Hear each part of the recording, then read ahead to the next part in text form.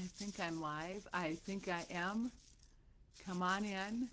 Welcome to my world. Come on in. I think I know where the comments are now live, so I will try to catch, but I have so much to go over tonight. First of all, my name is Colleen Liz Frost. I am in development. I have written a book. It is at the editors percolating for the third time, and I want to make it just perfect. And so does she. She's been with me now almost 3 years, and I can't wait for you to meet her. She is definitely my estate. Today, Saturday, is getting ready. And I know that there are many of you tonight that are getting ready for Easter. And I am excited for you all. And as you know, I'm having my first Easter without my son and without my mother. And Dad and I have had a pretty great day getting ready for our new Easter without the people that we love. The most surprising thing for those of us that have loved ones that are with us but we're not going to be together is what I call when they call for no reason. Mother told me that someday when she's not with me, she says, you look for when that little boy of yours calls you for no reason. She said, that'll be a big, big day. And then he'll keep calling, and sure enough, it happens. My twin brother has a daughter, and she calls every morning for years. And it's just for no reason. So those are the best calls. And so today, getting ready, and it's funny because my son told me a story recently. He says, Mom, we're like the binary star theory. And he tried to explain it to me, and it's something like this, and it reminds me of Lent, and I think you all can relate to this. It's when one star is here and one star is here when we're together and we're shining bright and we're learning how to shine each other's lights brighter. And then when we go away, he says somehow they'll remember and our love will grow stronger, and the star actually turns brighter when we're apart. So in a way, that's kind of what we're supposed to do during Lent. We're supposed to go through the 40 days, and at the end of it, we're supposed to come out brighter. So I hope that we all kind of have this binary star theory. And I almost make sure of it with my son because I am busy getting ready for these type of moments when we're apart. So someday, I want to explain a little bit about what I do and why I'm doing this digital home. Soon, this is called the pre-launch as I figure out these different tools.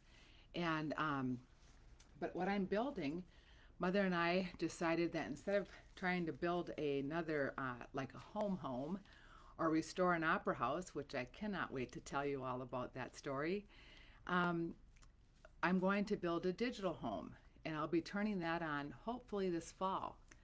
And when you see that, you'll see what I'm talking about.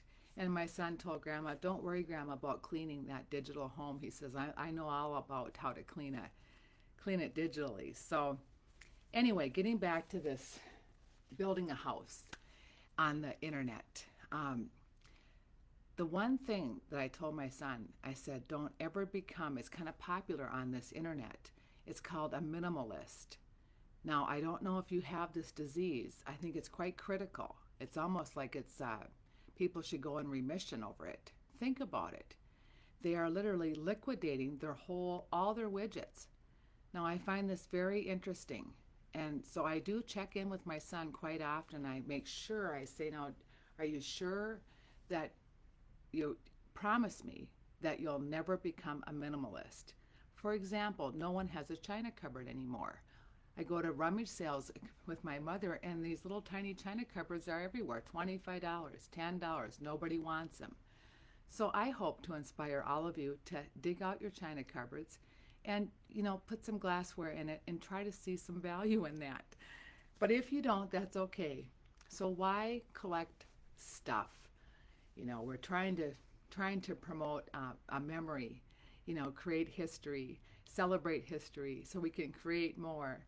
Well, for me, like today, I'm without my son, without my mother. So I'll tell you why I think being a hoarder of memories is and why we go to museums and why we try to uncover hidden treasures is so that we can learn from our history and either not repeat it or try to get better, and at the least of it, to remember where we came from so that maybe we can find a new road, or maybe take the road that we value that road and we want to take some pieces of it. So what I'm doing is I'm making keepsake trunks. Obviously I cannot put a china cupboard in here, so what I've done, and I have probably 40 of these done, maybe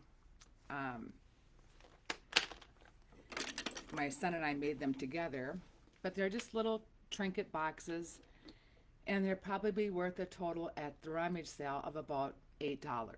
So, you know, there's not a lot of value in here to anyone except for my son and I. You know, from his first tooth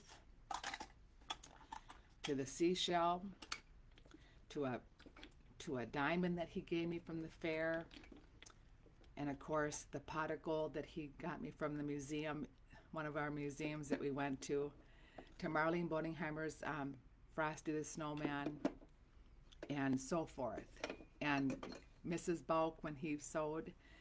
So this is a very, very important trunk, and underneath here is a letter. So why I'm so glad to be with you all on this live stream is because I can finally have these videos for my grandchildren to sum up my little trunks. It was the missing piece.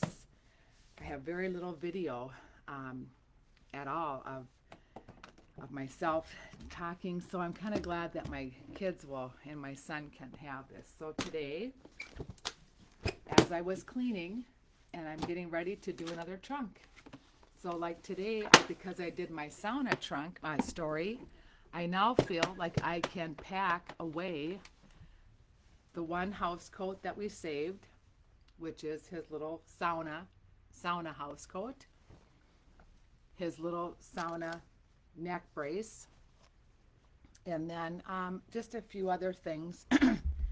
His little sauna onesie, and then when we got all bundled up to go back home, his little moccasins, because after all, he did wear moccasins for his first 9 years, like I did. Got to be able to feel the foundation. That's what I told him. Every once in a while, we would step up our game with the little Converse tennis shoes. Got to build that exercise in. And then we'd bundle up like Frosty the Snowman wherever we went. So I'm going to put this here all together in my new trunk. And of course, my letters have been done for years. So I will go through and I will find the letter that will match the sauna story. And I know it's here. Just a minute here.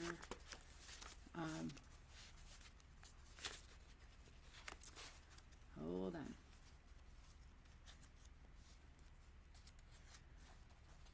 Let's see here.